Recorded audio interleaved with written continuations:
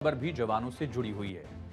Supreme commander of the Indian armed force यानी देश की राष्ट्रपति द्रौपदी मुर्मू भारत के सबसे बड़े युद्धपोत आईएनएस विक्रांत पर पहुंची। गोवा दौरे पर राष्ट्रपति द्रौपदी मुर्मू ने डे एट सी कार्यक्रम में हिस्सा लिया, जहां भारतीय नौसेना के लड़ाकू विमानों की ऑपरेशनल क्षमताओं का प्रदर्शन किया गया। दरअसल राष्ट्रपति द्रौपदी मुर्मू ने देश के पहले स्वदेशी विमान वाहक पोत आईएनएस विक्रांत पर सवार होकर समुद्र में नौसेना के अभियानों को देखा, नेवी के ऑपरेशंस को देखा, कैसे नेवी काम करती है। नौसेना प्रमुख एडमिरल दिनेश के त्रिपाठी ने गोवा में नौसेना वायु स्टेशन आईएनएस हंसा पर राष्ट्रपति द्रौपदी मुर्मू की अगवानी की। राष्ट्रपति द्रौपदी मुर्मू को उन्होंने उनका यहां स्वागत किया।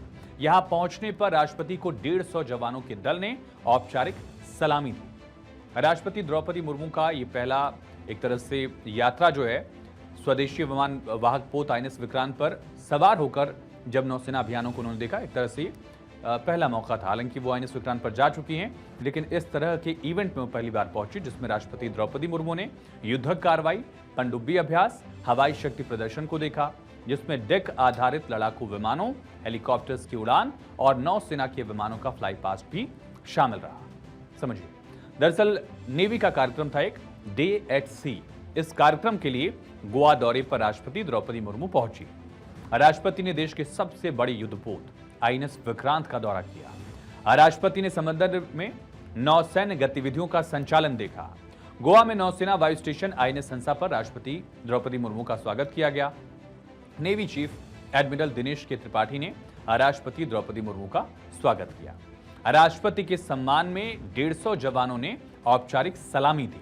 गोवा के तट स्वदेशी विमान वाहक पोत आईएनएस विक्रांत का यहां गोवा के तट पर उन्होंने दौरा किया। राष्ट्रपति ने जहाजों का संचालन, युद्धक कार्रवाई, पनडुब्बी के अभ्यास को देखा, हवाई शक्ति के प्रदर्शन को देखा, डेक आधारित लड़ाकू विमान, हेलीकॉप्टर्स का संचालन भी देखा और नौसेना के विमानों का इस मौके पर फ्लाई पास्ट भी रहा।